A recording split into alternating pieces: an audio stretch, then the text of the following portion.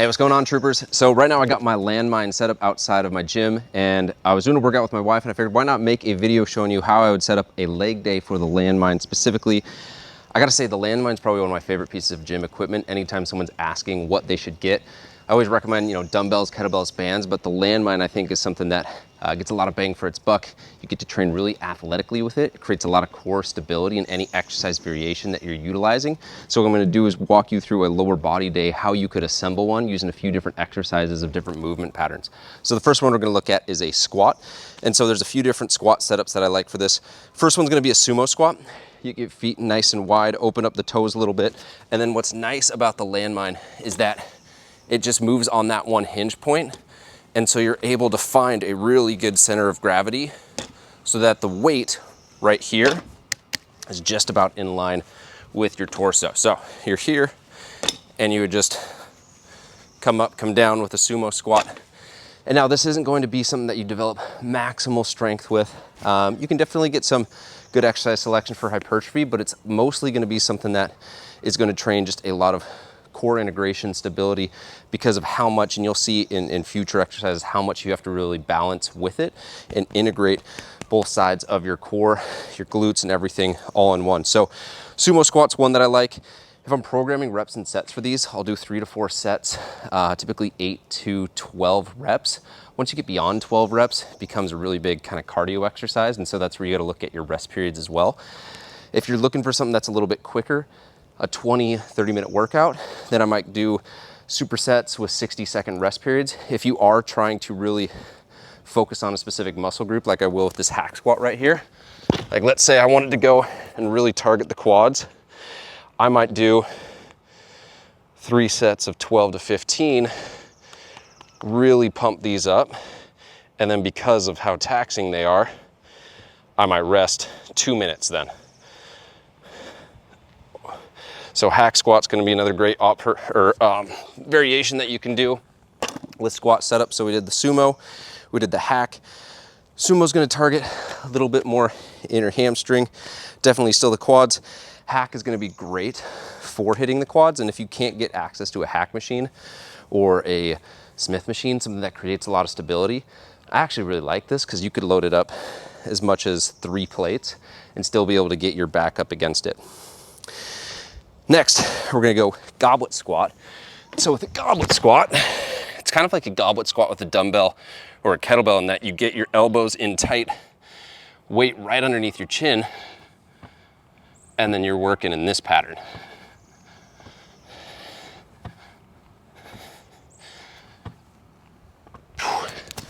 So big thing with that is you wanna make sure you keep the elbows in tight, weight right underneath your chin. If you get way out here, or your elbows get out wide, it's gonna be a lot of strain on your shoulders, likely a lot of strain on your back.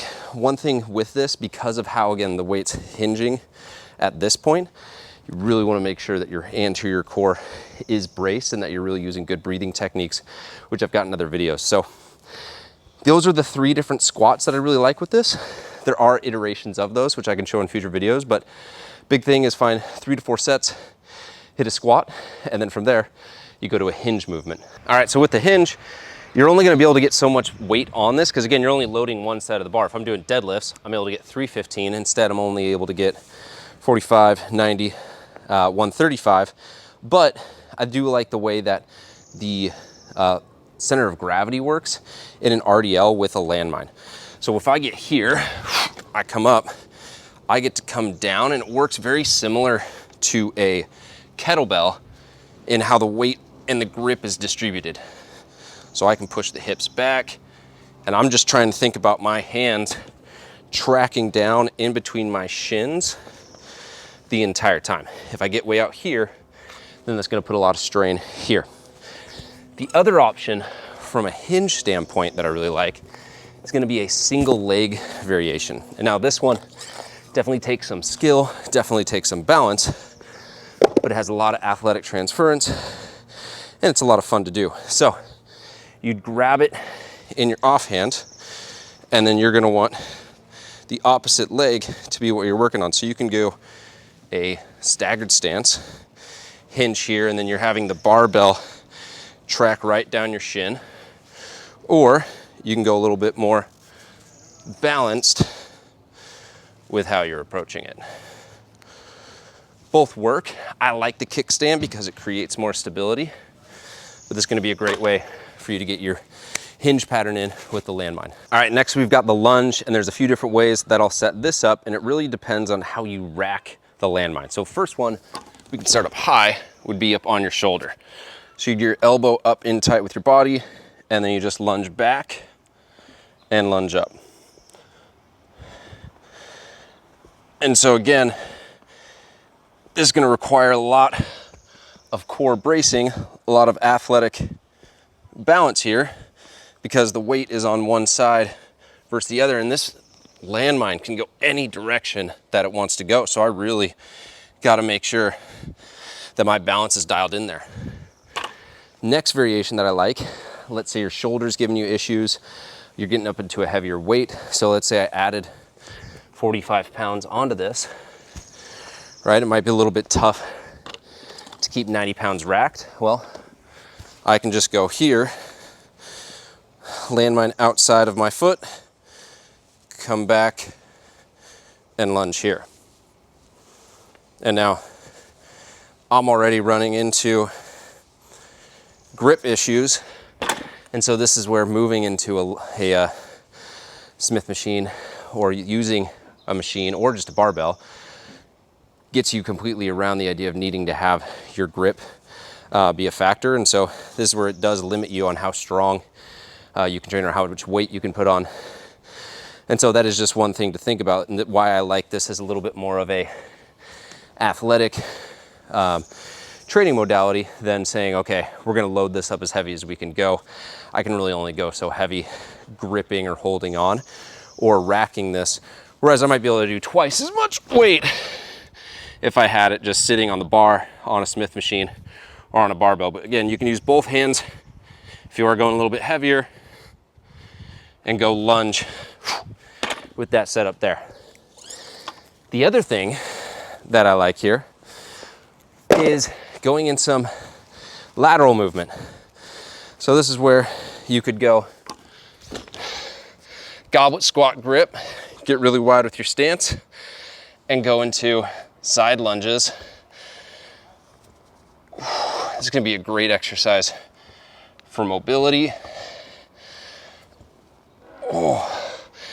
And definitely train the hips for someone who's like a runner, for example. I would definitely recommend that.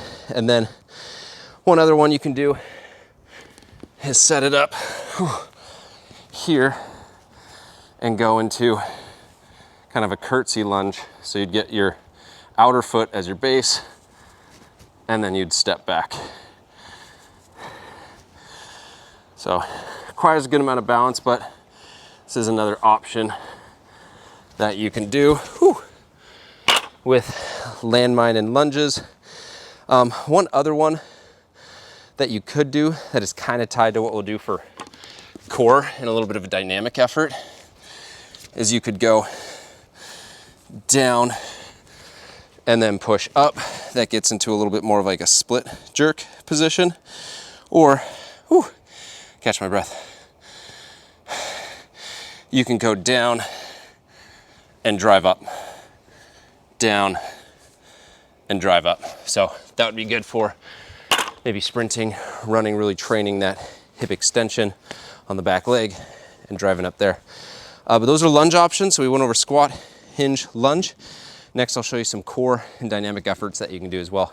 All right, so wrap it up with some dynamic core efforts. So things that are going to be pretty explosive, pretty fun to do, but really target the core.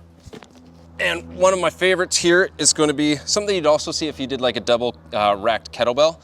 You basically rack it here in this goblet position, and then you're just going alternating marches.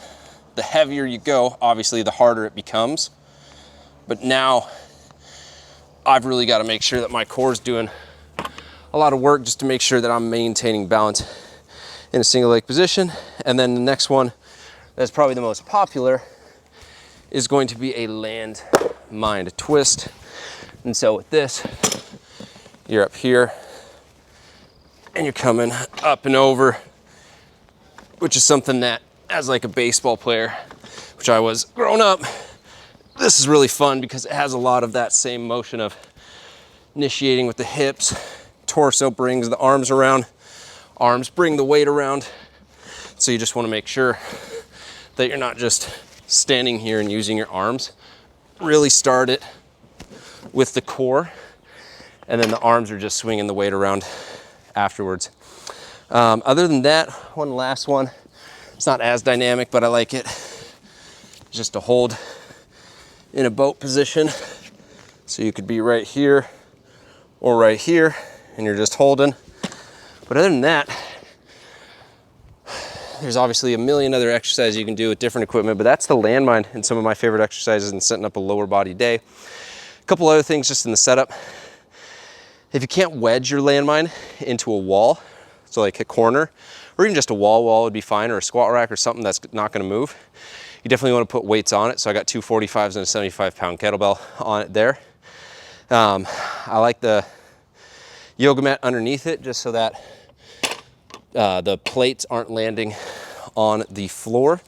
And then other than that, landmine's just a lot of fun. So if you don't have maybe budget to get a landmine and you want to make it just kind of a jury rigged one, you can actually cut a tennis ball in half, put the end of a barbell in the tennis ball, and then you'd have a landmine there. Or there's different variations of landmines. This is like a full-on landmine setup, or you can get something that attaches in the corner, or they have little plugs that you can put into. And I'll link to all these in the description.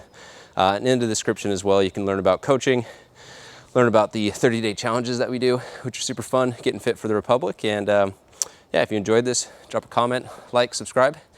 I'll catch you guys on the next Trooper Transmission.